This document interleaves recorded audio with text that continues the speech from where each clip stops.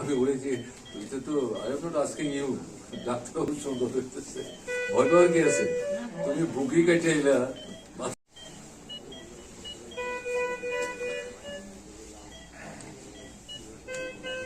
আমার সেরেটিভ দাও এবং ডাক্তারবাবু দরকার নেই দাঁড়াবো।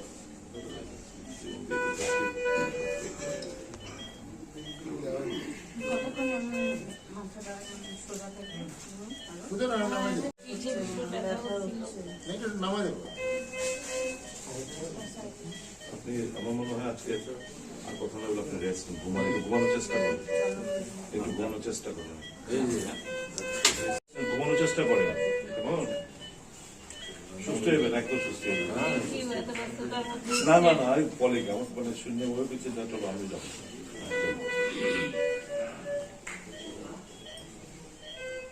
রেড্ডি সাহেব কি আসবে? আসবে স্যার, আসবে না?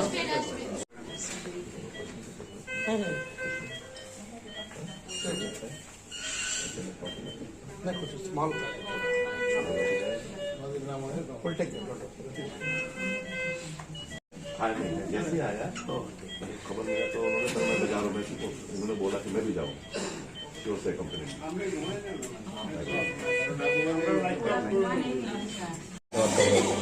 মারাত্মক একটা অ্যাক্সিডেন্টের সম্মুখীন হয়েছে সেগুলি পাঞ্চালি ভট্টাচার্য,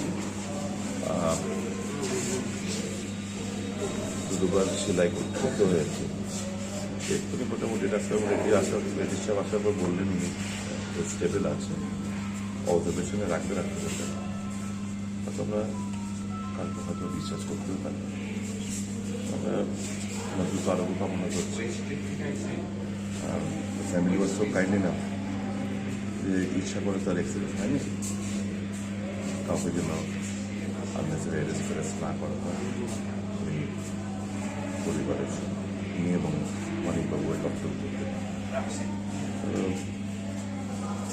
যখন তো মারাত্মক যখনই পেয়েছেন, যাই হোক আমরা দ্রুত আরোগ্য কামনা করছি এবং বিশ্বাস খুব দ্রুত তাতে সুস্থ হয়ে উঠবে।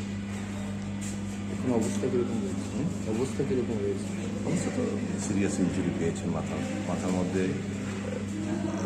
এই জায়গাটা চোট পেয়েছেন, এই সমস্ত জায়গায় যখন তো গুরুতর যাবে নিশ্চয়ই আমাদের পার্সোনাল থাকবে দ্রুততার সাথে সুস্থ হয়ে।